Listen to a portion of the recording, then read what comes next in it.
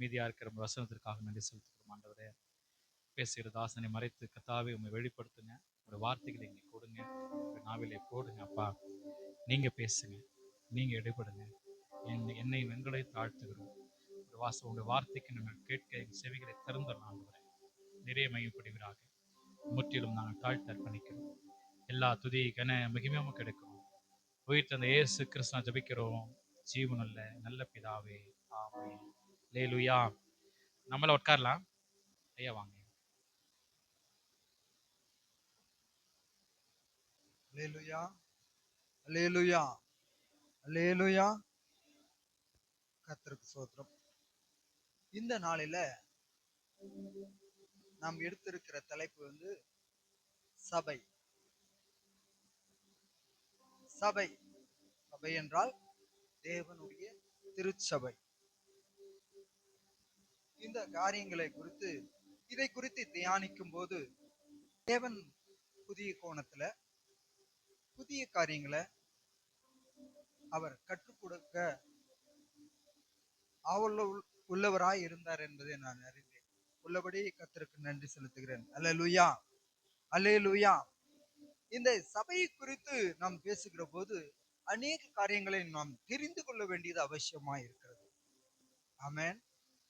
இந்த சபை என்றால் என்ன? நம்ம உலகத்துல நம்ம பார்க்கும் பொழுது கிராம சபை அப்படின்னு சொல்லி ஒரு கூட்டத்தை திரளான மக்கள் கூடி ஒரு முடிவு எடுக்கிற ஒரு காரியம். கிராம சபைன்னா அந்த பஞ்சாயத்து லெவல்ல பாத்தீங்கன்னா கிராம சபை கூட்டம் அப்படி சொல்லுவாங்க. நகராட்சியில நகர சபை கூட்டம் அப்படின்னு சொல்லுவாங்க.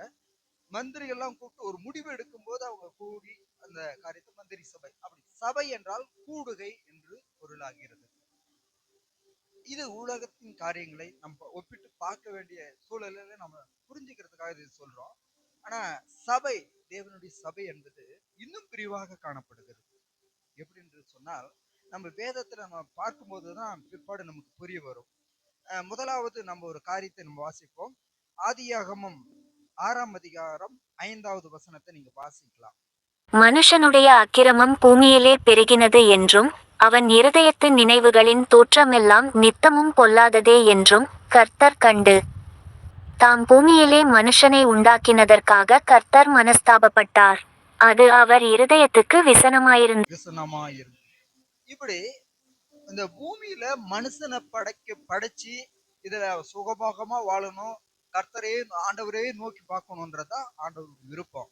அவனுடைய செய்கைகள்லாம் மாறி அவருக்கு விசனமாகிற அளவு அந்த காரியங்கள் மனுஷனுடைய அக்கிரமம் மிகுதியானதுனால இந்த மனு குலத்தையும் இந்த உலகத்துல இருக்கிற எல்லா ஜீவராசிகளையும் அழிச்சிடணும் தேவன் ஒரு முடிவெடுத்து தான் அந்த காலத்துல பரிசுத்தமான ஒரு நம்பிக்கையுற பாத்திரமா இருந்த ஒரு நோவாவை தேர்வு பண்ணி ஒரு பேழையை உண்டாக்குகிறார். அல்லேலூயா.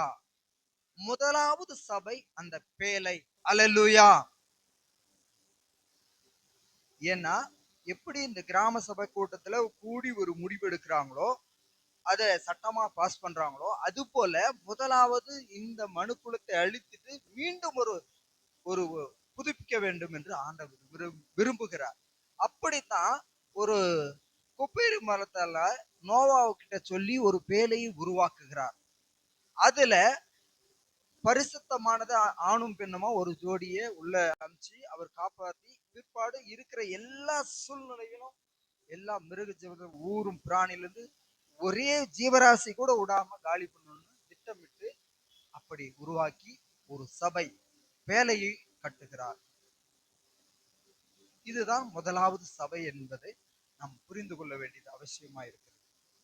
அப்ப அந்த முதலாவது பேழைக்குள்ள எல்லா மிருக ஜீவன்களும் வருது. நம்ம அதே 6ஆம் அதிகாரம் 19வது வசனத்தை நீங்க வாசிக்கலாம். சகலவித மாம்சமான ஜீவன்களிலும் ஆணும் பெண்ணுமாக வகை ஒன்றுக்கு ஒவ்வொரு ஜோடு உன்னுடனே உயிரோடே காக்கப்படுவதற்கு பேழைக்குள்ளே சேர்த்துக்கொள். போதுங்கய்யா. பேழைக்குள்ள ஒரு ஒரு ஜோடியா சேர்த்துறாங்க. இப்போ நம்ம உதாரணத்துக்கு நம்ம நம்ம இந்த அளவுல நம்ம யோசிக்க வேண்டியது அவசியமா இருக்கு. எல்லா மிருக ஜீவங்களும் உள்ள போகுது. அந்த பேழை மரத்தால் கொப்பேறு மரத்தால் செய்யப்பட்டது. அந்த பேழையில ஒரு உதாரணத்துக்கு ஒரு யானை இருக்குன்னு வச்சுக்கோங்க. யானையினுடைய பழக்கம் என்ன? பழக்க வழக்கங்கள் என்ன? அது ஒரு மரத்தை கண்டாலும் உடைச்சு போட்டுரும். எதை கண்டாலும் அடிச்சு துவம்சம் பண்ணிடும். அது டன் கணக்குல வெயிட்டான ஒரு ஜீவராசி, ஒரு உயிரினம்.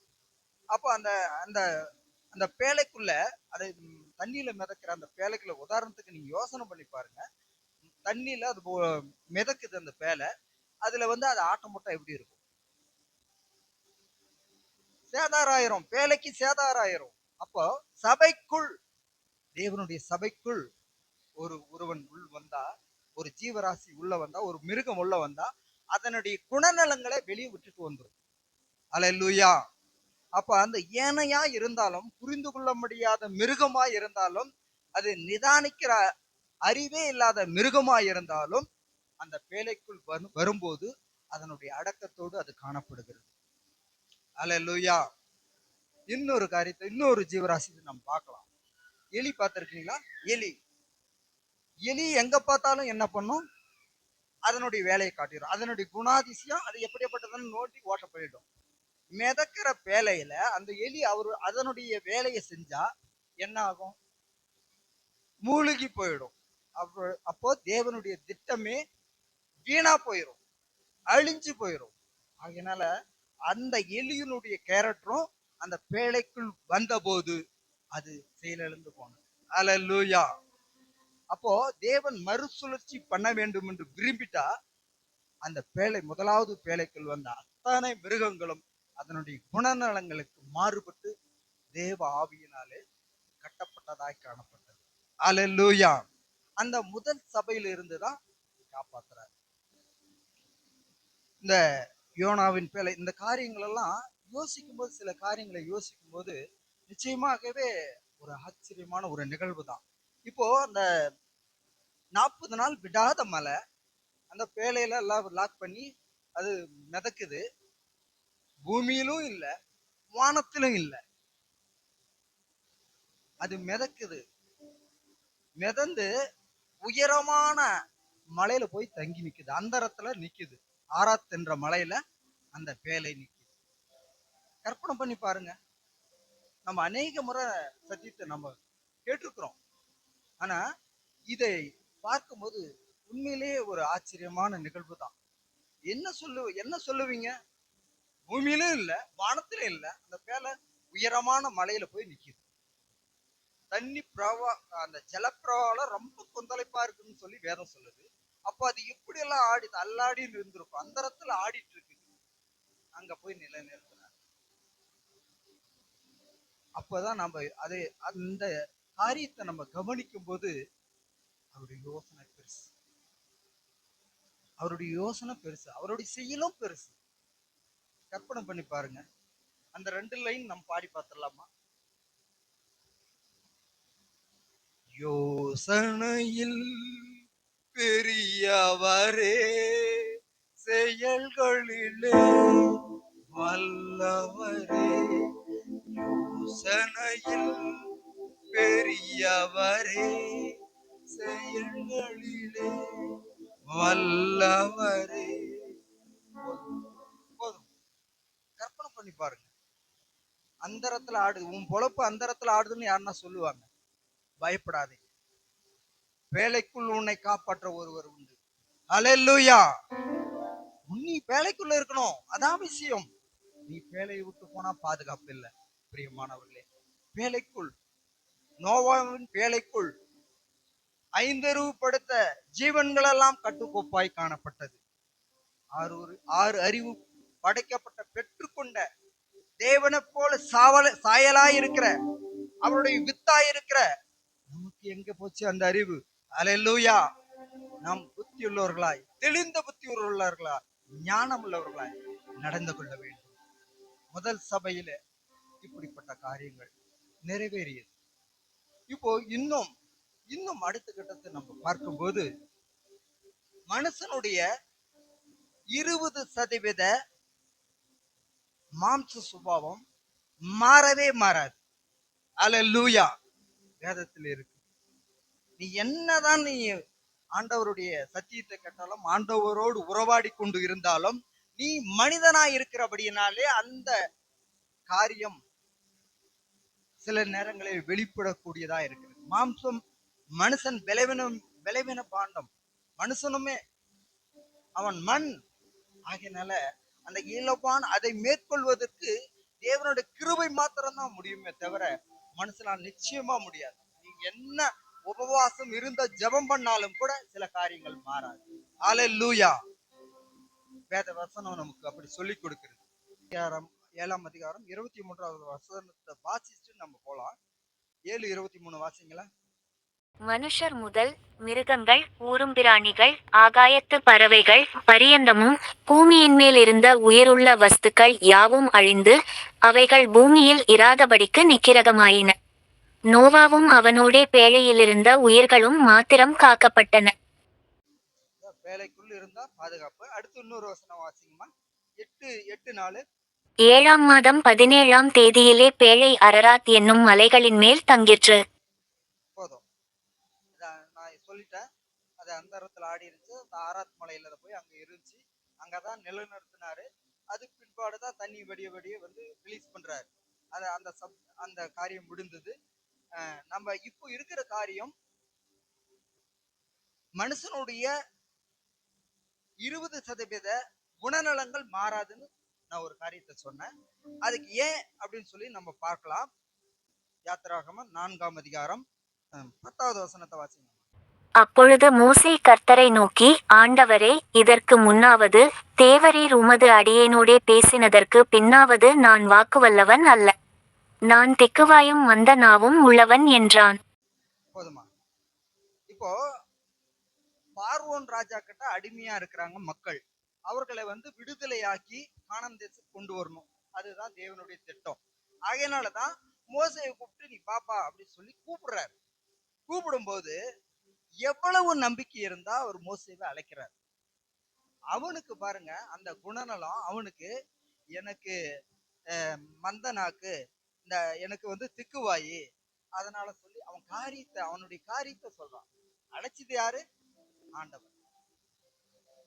கடவுளே உன்னை கூப்பிடுறாருப்பா, ஆனா உன்னுடைய பலவீனத்தை நீ சொல்ற. இது ஒண்ணு. அடுத்தது வாசிங்கம்மா. அப்பொழுது கர்த்தர் அவனை நோக்கி, மனுஷனுக்கு வாயை உண்டாக்கினவர் யார்? ஊமையனையும் செவிடனையும் பார்வையுள்ளவனையும் குருடனையும் உண்டாக்கினவர் யார்? கர்த்தராகிய நான் அல்லவா? போதும். அவர் தெளிவா கேக்குறாரு. அப்பொழுது கர்த்தர் அவனை நோக்கி, மனுஷனுக்கு வாயை உண்டாக்கினவர் யார்? ஊமையனையும் செவிடனையும் பார்வை உள்ளவனையும் குருடனையும் உண்டாக்கினவர் யார்? கர்த்தராகிய நான் அல்லவா? நான் பாத்துக்கிறேன்பா, நீ வான்ற அளவு சொல்ற. புரியுதுங்களா? அடுத்த வாசி. ஆதலால் நீ போ, நான் உன் வாயோடே இருந்து நீ பேச வேண்டியதை உனக்கு போதிப்பேன் என்றார். போதுமா? அப்பயும் சொல்றாரு, அதனால நீ போ, நான் உன் வாயோடு இருந்து நீ பேச வேண்டியது உனக்கு போதிப்பேன்னு சொல்றாரு. அப்பயும் அவன் விடல.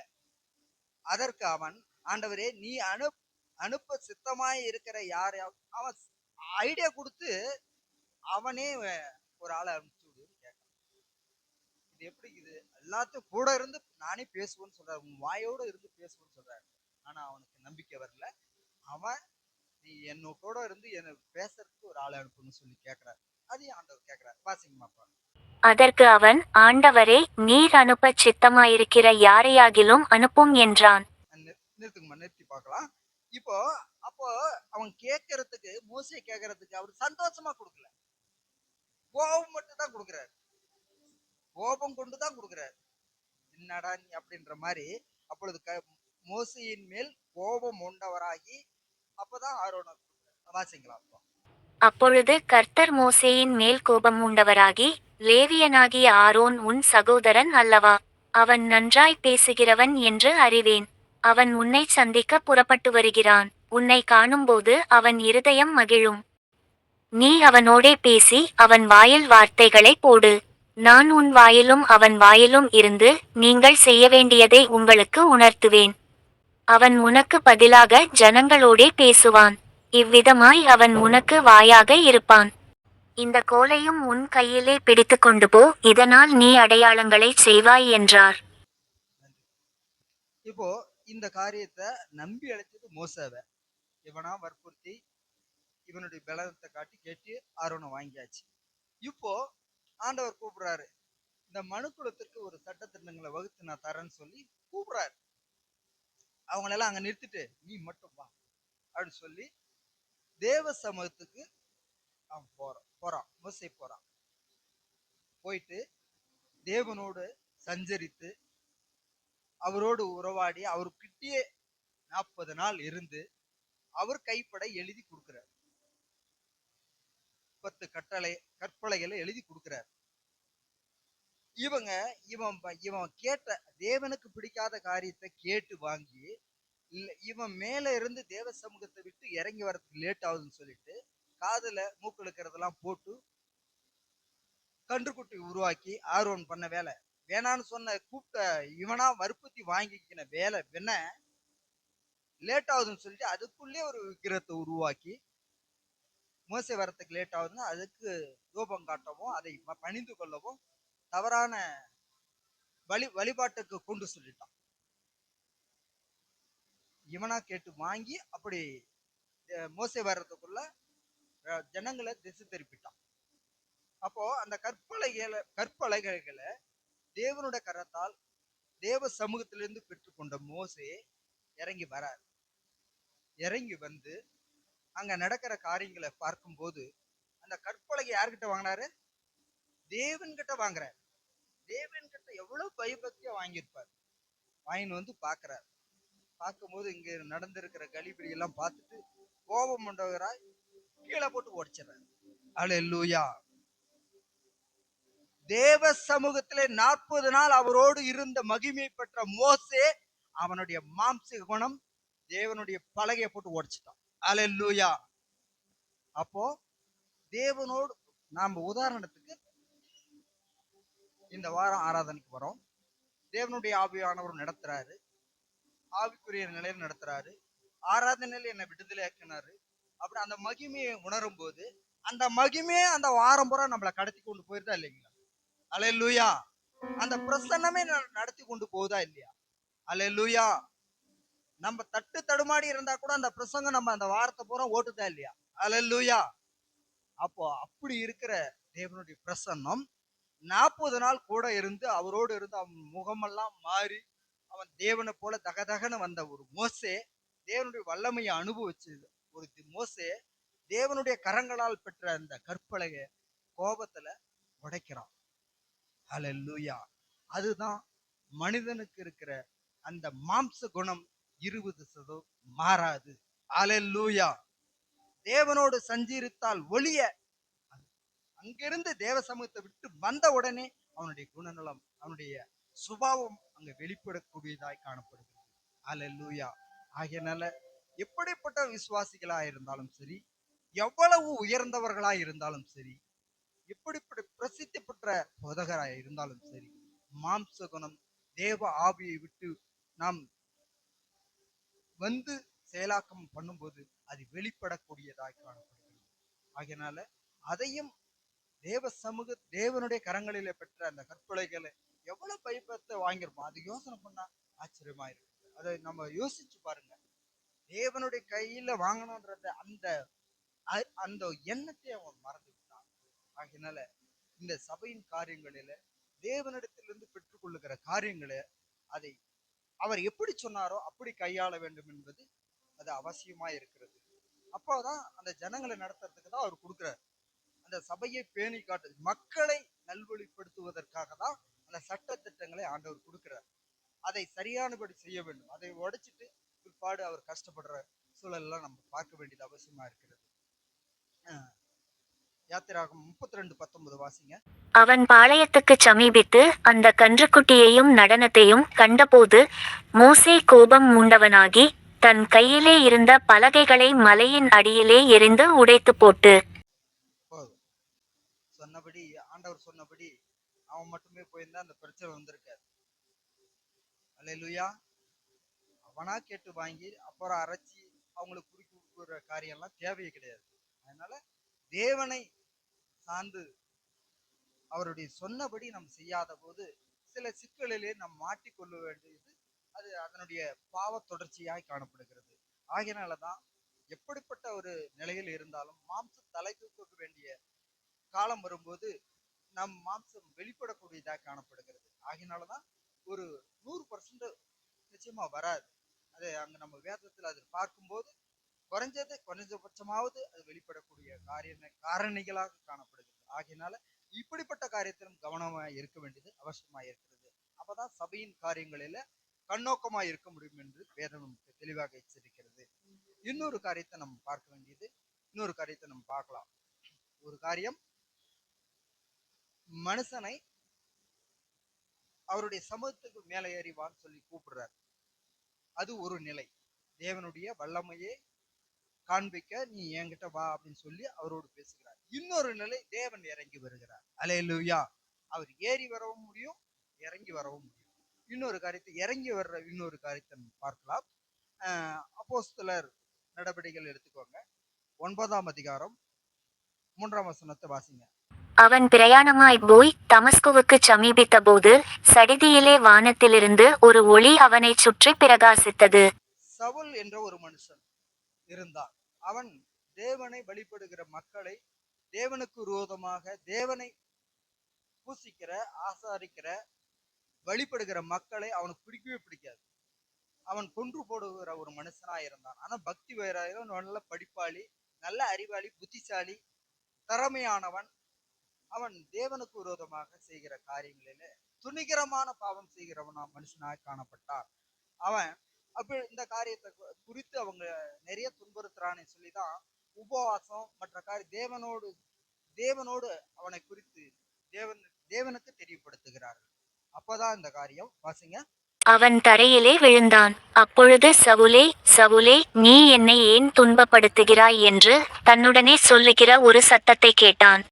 இயேசு கிறிஸ்துவ ஆண்டவரை துன்பப்படுத்தினான், மனுஷர்களை தான் துன்பப்படுத்தினான். ஆனா ஆண்டவர் சொல்றாரு, அவன் தரையிலே விழுந்தான். அப்பொழுது சவுலே, சவுலே, நீ என்னை ஏன் துன்பப்படுத்துகிறாய்? அல்லேலூயா. எவ்வளவு அன்பு பாருங்க ஆண்டவருக்கு. தன்னுடைய வித்தை துன்பப்படுத்தி நீ கொலை பண்றதுனால அந்த அந்த வழி அவருக்கு, என்னையே துன்பப்படுத்துறன்னு கேட்கிறார். சவுலே, சவுலே, நீ ஏன் என்ன துன்பப்படுத்துற? ஆண்டவரை துன்பப்படுத்தினான். ஆண்டவரை வழிபடுகிற மக்களை அவன் கொன்று போட்ட மனுஷனாய் காணப்பட்டான். அப்போ அந்த ஜெபம் ஏறெடுக்கப்பட்ட போது, அது தேவ சமூகத்தில் எட்டின போது, தேவன் செயல்படுகிற விதத்தை பாருங்கள். அவர் இறங்கி வரார். ஒரு ஒளி வந்தது. அப்பதான் அந்த சடனா அந்த காரியம் நடக்குது. அவன் தரையிலே விழுந்தான். அப்பொழுது சவுலே, சவுலே, நீ என்னை ஏன் துன்பப்படுத்துகிறாய் என்று தன்னுடனே சொல்லுகிற ஒரு சத்தத்தை கேட்டான். அப்ப பாருங்க, அதற்கு அவன் ஆண்டவரே, நீர் யார் என்றான். அதற்கு கர்த்தர், நீ துன்பப்படுத்துகிற இயேசு நானே. முள்ளில் உதைக்கிறது உனக்கு கடினமாம் என்றார். கேள்வி கேட்கிறான். இங்க இந்த குணநலத்தை பாருங்க, நீ யார்? கரெக்ட். இந்த சத்தத்தை கேட்ட உடனே அவன் கேள்வி கேட்கிறான், நீ யார்? அதற்கு கர்த்தர் பதில் உடனே கொடுக்கிற. அதற்கு கர்த்தர், நீ துன்பப்படுத்துகிற இயேசு நானே. அல்லேலூயா. அங்க மோசே கிட்ட ஏறி வந்து பேசுறாரு, சட்டத்திட்டங்களை வகுத்து கொடுக்கிறாரு. இங்க அழிக்கிற தேவனுடைய ஜனங்களை துன்பப்படுத்துகிற சவுலு கிட்ட இறங்கி வர்றாரு. அல்லேலூயா.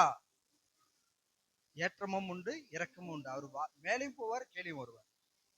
அண்ட சராசரம், வானம் அவருக்கு சிங்காசனம், பூமி அவருக்கு பாதப்படி, எல்லாம் அவருடையது. அல்லேலூயா. அதனால எந்த இடத்துல இருந்தாலும் உண்மையாய் அவரை தொழுது கொள்ளும் போது அவர் செவி கொடுத்து கேட்கிற ஆண்டவராய் இருக்கிறார். அப்பதான் பதில் சொல்றாரு, நீ துன்பப்படுத்துகிற இயேசு நானே.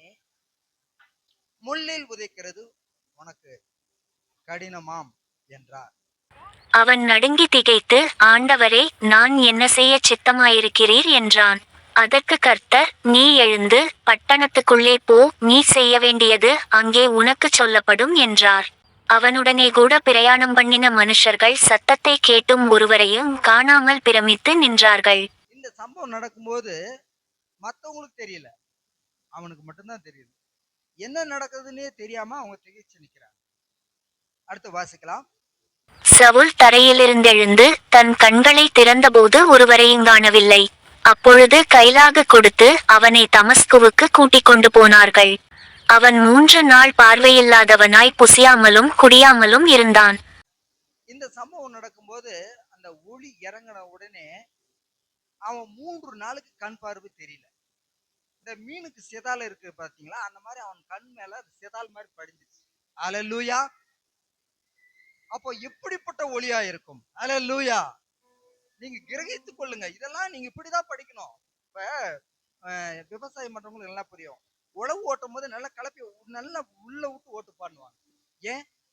மேலோட்டமா இருந்தா அது அந்த கொடிகள் பாஞ்சு அது திரும்ப திரும்ப விளைஞ்சு அந்த மண் வந்து சாரம் போயிருக்கும். அடியில இருக்கிற மண்ணை புரட்டி போட்டா மறுபடியும் நல்லா பயிர் வரும். ஆழ உழுக வேண்டும் அப்படின்னு சொல்லுவாங்க. அதுபடிதான் வேதத்தை நீங்க நல்ல டெப்தா ஆண்டவரை கற்றுக் கொடுங்க, நல்லா கூர்த்து கவனிச்சு பாருங்க, விளங்கும். அல்லேலூயா. இது யாரும் கற்றுக் கொடுக்குறது? நீங்க கூர்ந்து கவனிச்சீங்கன்னா சரி, அவர் சொல்லி கொடுப்பார். அல்லேலூயா. இங்க அந்த பலார்னு அந்த ஒளி வந்த போது அவன் கண் பார்வையை பறி போயிட்டு இருக்கணும். ஆனா அப்படி ஆகல, 3 நாள் மட்டும்தான். அல்லேலூயா. புரியுதுங்களா? யோசனை பண்ணி பாருங்க. யோசனை பண்றதுக்கு ஒண்ணும் காசு பணம் எல்லாம் கிடையாது, துட்டு எல்லாம் கிடையாது. ஃப்ரீ. ரட்சிப்பே ஃப்ரீயா கொடுத்துட்டாரு, இது போய் என்ன? அதனால யோசிச்சு பாருங்க. அந்த ஒளிப்பட்ட உடனே மீன்ஸ் அது பிற்பாடு வாசிக்கும் போதுதான் நமக்கு தெரிய வரும். தமஸ்குவிலே அனனியா என்னும் பேருள்ள ஒரு சீஷன் இருந்தான். அவனுக்கு கர்த்தர் தரிசனமாகி, அனனியாவே என்றார். அவன், ஆண்டவரே, இதோ அடியேன் என்றான். அப்போ இந்த சம்பவம் நடக்கும்போது ஆண்டவர் அனனியா கிட்ட முன்னே பேசிடுறாரு. இப்படி நடந்திருக்குது, ஒருத்த வருவான், அவனை நீ குணமாக்குன்னு சொல்லி வச்சிருப்பாரு. வாசிங்க இப்போ. அப்பொழுது கர்த்தர், நீ எழுந்து நேர்த்தெருவு என்னப்பட்ட தெருவுக்கு போய் யூதாவின் வீட்டிலே தர்சபட்டணத்தானாகிய சவுல் என்னும் பேருள்ள ஒருவனை தேடு. அவன் இப்பொழுது ஜெபம் பண்ணுகிறான். இப்போ இந்த சம்பவம் நடக்கும்போது அவங்க ஜெபம் பண்ணிட்டு இருக்கிறாங்க. நீங்க போ, அவன் ஜெபம் பண்ணிருப்பான் அப்படின்னு சொல்லி சொல்றாரு. இப்போ வாசிங்க. அனனியா என்னும் பேருள்ள ஒரு மனுஷன் தன்னிடத்தில் வரவும் தான் பார்வையடையும்படி தன்மேல் கை வைக்கவும் தரிசனங்கண்டான் என்றார். இந்த காரியத்தை சொல்லி கொடுத்துறாரு, சொல்லிடுறாரு. அனனியா வருவான், அவன் ஜெபம் பண்ணுவான், உனக்கு சுகமாகும் அப்படின்னு காண்பிச்சு கொடுத்துறாரு. இப்ப நடந்த சம்பவம், இவன் கொடூரமான ஆளு, பெரிய முரட வில்ல மாதிரி கணக்கு. அவனை பேரை கேட்ட உடனே இவனுக்கு அதிருது. அவன் பொல்லாங்கு, உன்னுடைய ஜனங்களுக்கு அவன் நிறைய விஷயங்களை பண்ணிக்கிறான், அவன் கொண்டு போட்டிருக்கிறான், அவனு பயப்படுறான். வாசிங்க. அவன் என்னுடைய நாமத்தினிமித்தம் எவ்வளவாய் பாடுபட வேண்டும் என்பதை நான் அவனுக்கு காண்பிப்பேன் என்றார். முரடனையும் அவர் சந்திக்க முடியும். தேவ ஜனங்களுக்கு தீங்கு செய்கிற மனுஷனையும் விடுவிக்க முடியும். அவன் என்னுடைய நாமத்தின் நிமித்தம் எவ்வளவாய் பாடுபட வேண்டும் என்பதை நான் பின்னாடி இருக்குது அவனுக்கு விஷயம் சொல்றார். அல்லேலூயா.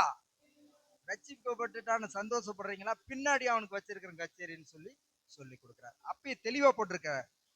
அவன் என்னுடைய நாமத்தின் நிமித்தம் எவ்வளவாய் பாடுபட வேண்டும் என்பதை நான் அவனுக்கு காண்பிப்பேன் என்றார். அல்லேலூயா.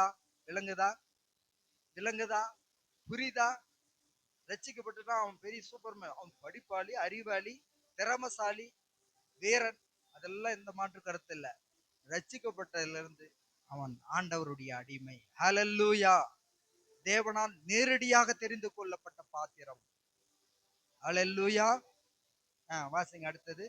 அப்பொழுது அனனியா போய் வீட்டுக்குள் பிரவேசித்து அவன் மேல் கையை வைத்து, சகோதரனாகிய சவுலே, நீ வந்த வழியிலே உனக்கு தரிசனமான இயேசுவாகிய கர்த்தர் நீ பார்வையடையும்படிக்கும் பரிசுத்தாவியினாலே நிரப்பப்படும்படிக்கும் என்னை அனுப்பினார் என்றான். உடனே அவன் கண்களிலிருந்து மீன் செதில்கள் போன்றவைகள் விழுந்தது. அவன் பார்வையடைந்து எழுந்திருந்து ஞானஸ்நானம் பெற்றான். போதும். உடனே அவன் கண்களில் இருந்து மீன் செதில்கள் போன்றவைகள் விழுந்தது. அவன் பார்வையடைந்து எழுந்திருந்து ஞானஸ்நானம் பெற்றான். அல்லேலூயா. அல்லேலூயா.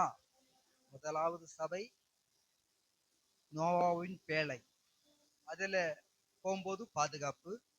இரண்டாவது, தேவனுடைய ஜனங்களை நடத்தி கொண்டு கானான் தேசத்துக்கு கொண்டு போக வேண்டும் என்பதற்காக தேவன் அழைத்து கட்டளைகளை கொடுப்பது, அவருடைய கரிசனை கட்டளைகளை கொடுக்கும்போது அந்த மனுஷன் தேவ சமூகத்தை விட்டு இறங்கி நடக்கிற சம்பவங்களை பார்த்து கோபம் மண்டவனாய் அந்த தேவனுடைய கற்பனைகளை உடைத்து போட்டதை பார்க்கிறோம். அப்ப மனுஷன் விளைவினமான தேவனையே நோக்கி சஞ்சரிக்க வேண்டியது அவசியமா இருக்கிறது. எனக்கு தெரியும்னு சொல்லி நம்ம செய்ய முடியாது.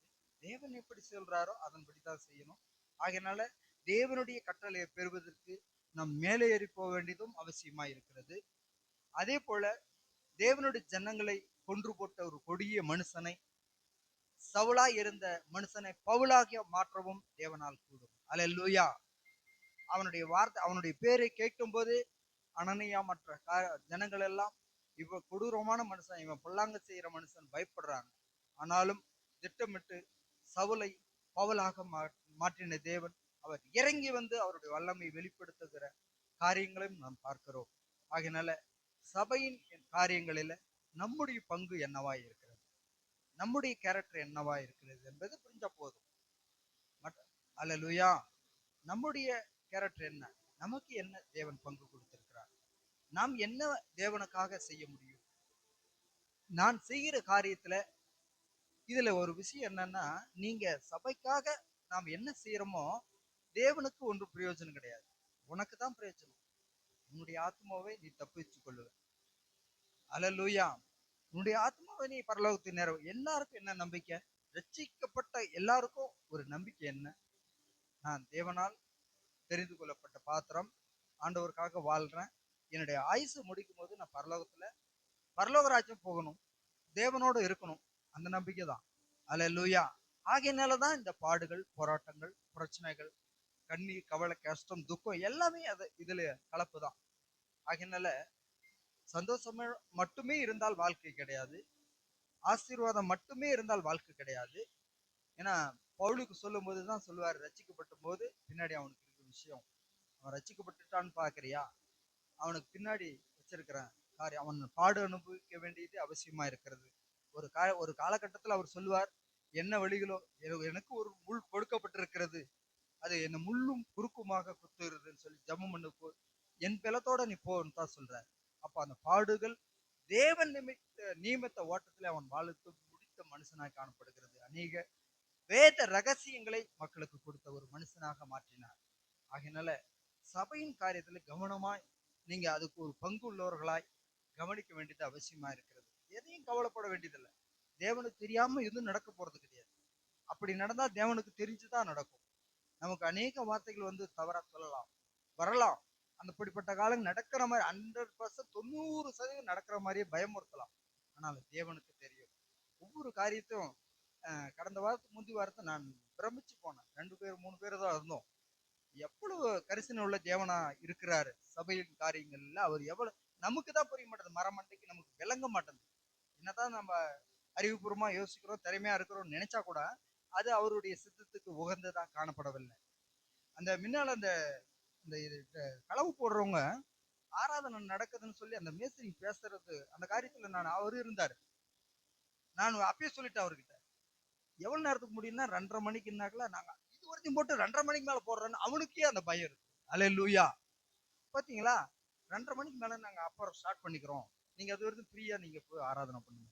அப்போ உன்னையும் என்னையும் ஆராதனை தேவனை நோக்கி பார்க்க வேண்டும் என்பது தேவன் கரிசனை உள்ளவரா இருக்கிறார். அந்த பிளான்ல கரெக்டா கொண்டு போறாரு. அல்லேலூயா. அப்புறம் முடிஞ்ச பின்னாலதான் செஞ்சாங்க. எனக்கு உண்மையிலே ஆச்சரியம் தான், என்னங்க அப்படின்னு சொல்லி நான் சில பேசும்போது, ஆமா எந்த கோணத்துல நான் யோசிக்கலையேன்னு சொன்னாரு பிரதர். அதனால ஒன்றுக்கும் கவலைப்பட தேவை. தேவன் ஒரு திட்டம், அது அந்த சபையின் காரியத்துல ரொம்ப கவனமா இருப்பாரு. எப்படி பேழைய எப்படி ஆராத் மலையில போய் நிறுத்தி அங்க தக்க வச்சு அங்க நிலைநிறுத்தி மீண்டுமா ஒரு மனித சமுதாயத்தை, ஒரு ஜீவராசிகளை இந்த பூமியில பரப்பி இன்னும் மட்டும் நாம உயிரோட வாழ்ந்து கொண்டிருக்கிறோம். அநேக பரிசுத்தவான்கள் வந்தாங்க, அநேக பரிசுத்தவான்கள் போயிட்டாங்க. பரிசுத்தம் இல்லாத நரகத்துக்கு நேராகவும் போயிட்டு இருக்கிறாங்க. சத்ருவனவன் அவனுடைய வேட்டையாடுதலை கொண்டு போய் அவனுடைய பங்குல சேர்த்துட்டே இருக்கிறான். இது உலகம் ரொட்டீனா போயிட்டே இருக்குது. இதுல நமக்கு கொடுத்திருக்கிற கேரக்டர் ஒரு பொக்கிஷமான வாய்ப்பு, ரட்சிப்பு. நானும் நீங்களும் ரட்சிக்கப்பட்டது தேவ தயவு. அல்லேலூயா. அது கற்பனை கெட்டாது. யோசனை பண்ணி பார்த்தாலும் அது பெரியவர், அவ்வளவுதான். யோசனையிலும் பெரியவர், செய்யறதுலயும் பெரியவர். நம்ம ஒண்ணும் பண்றதுக்கு இல்லை. அநேகருக்கு கிடைக்காத அந்த பாக்கியம் நமக்கு கிடைச்சிருக்குதுன்னா அல்லேலூயா, பெரிய பாக்கியம் தான். இதை நீங்க தக்க வச்சுக்க வேண்டியது அவசியமா இருக்கிறது. நீங்க கவனிச்சு பாருங்க, மேய்ந்து கொள்ளுங்க, சத்தியத்தை மேய்ந்து கொள்ளுங்க. அதை டெப்தா நீங்க பாருங்க, நீங்க படிக்கிறது கூர்ந்து கவனிச்சு ஆண்டவர்கிட்ட கேளுங்க. ஆண்டவரே வசனம் இப்படி சொல்லுது. ஒவ்வொரு காலகட்டத்திலும் இந்த வசனத்தை குறித்து பேசும்போது அது புதைப்பொருள்வால போயிட்டே இருக்குது, அதுக்கு தடையே கிடையாது, போயிட்டே இருக்குது. இப்ப 2000 வருஷம்னா அன்னையில இருந்து பரிசுத்தவான்கள் பேசிட்டே தான் இருக்குது, இன்னைக்கும் பேசுது, இதுக்கு பின்பாடி பேசிட்டே தான் இருக்கும். எந்த காலத்துக்கும் பொருந்தக்கூடிய ஒரு வசனம் என்றா அது பரிசுத்த வேதாகமம். இது நம் கைகளிலே இருக்கிறது. உலக பிரகாரமா நம்ம பேசும்போது நம்ம இந்திய தேசத்துல அது குறிப்பா தமிழ்நாட்டுல இருக்கிறது கர்த்தருக்கு கோடா கோடி நன்றி. அல்லேலூயா. அநேக தேசங்களில வேதத்தை வாசிக்க முடியாது, வெளிப்படையா நீங்க தேவனை சந்திக்க முடியாது. அவ்வளவு கொடுமையான, நம்ம எல்லாம் ஃப்ரீயா இருக்கிறோம், நம்ம எல்லாம் ஒரு பாக்கியம் பண்ணவங்க தான். அல்லேலூயா. அப்ப என்ன பாக்கியம்? தேவனுடைய தயவு தான் அதுவும். நமக்கு அப்படி இருந்தும் நம்ம அஜாக்கிரதையா இருக்கிறோம். வேதத்தை குறித்து ஜாக்கிரதை, பொக்கிஷத்தை தேடுறதுக்கு நம்ம சோம்பேறிகளாய் காணப்படுகிறோம். அதுல கவனம் செலுத்துங்க. ஆவிக்குரிய நிலையில் இன்னும் முன்னேறி செல்றதுக்கு தான் நம்ம முயற்சி பண்ணணும். நம்ம சோர்ந்து போயிடக்கூடாது. தேவனுடைய வழிநடத்தல் இருக்கு. ஒன்றுக்கும் கவலைப்பட, எல்லாவற்றையும் தேவனுக்கு தெரியப்படுத்தணும், அவ்வளவுதான். பிடிச்சு பிடிச்சு போக வேண்டியதுதான். அடுத்த கட்ட நிகழ்வுக்கு நம்ம போக முடியும். யோனாவும் யோனாவின் நோவாவையும் பேழையும் காப்பாத்தினார். அதன் மூலமா ஜீவராசிகளை உருவாக்கினார். மோசேவையும் கற்பனை கட்டளைகளை கொடுத்து எப்படி நடத்த வேண்டும் என்று கற்றுக் கொடுத்தார். அது கோபத்தை மீண்டுமா வாய்ப்பு கொடுக்கிறார். அவன் மீண்டுமாக தேவனுடைய ஊழியத்தை நடத்தி கொண்டு போனார். அதுபோலதான் சவுலும் பவுலாக மாற்றப்பட்டு அநேக காரியங்களில தேவனுக்காக பக்தி வைராகமாக சத்தியங்களை நமக்கு கொடுத்துட்டு போயிட்டு இருக்கார். அதுவும் நமக்கும் வாய்ஸ் வேதத்தின்படி பார்த்தால் 70-80, இன்னைக்கெல்லாம் 100 வருஷம் இருக்கிறது பெருசு. அதனால பாதி கட்டத்தை தாண்டிட்டோம். இனி என்ன வரும்போது என்னத்தை கொண்டு வந்தோம், போகும்போது என்னத்தை கொண்டு போறோம். எத்தனை கோடி சம்பாதித்தாலும் கொண்டு போக முடியாது. ஆகையினால நாம் தேவனோடு போய் உறவாடுகிற காரியம் ஒன்றுதான் நிலையான ஆசீர்வாதம், ஐஸ்வர்யம். நிலையான ஐஸ்வர்யம் அதுதான். அதை நோக்கி நம்ம பயணிப்போம். கர்த்தர் நமக்கு உதவி செய்வார். கர்த்தருடைய நாமத்துக்கே மகிமை உண்டாதாக. கர்த்தருக்கு ஸ்தோத்திரம்.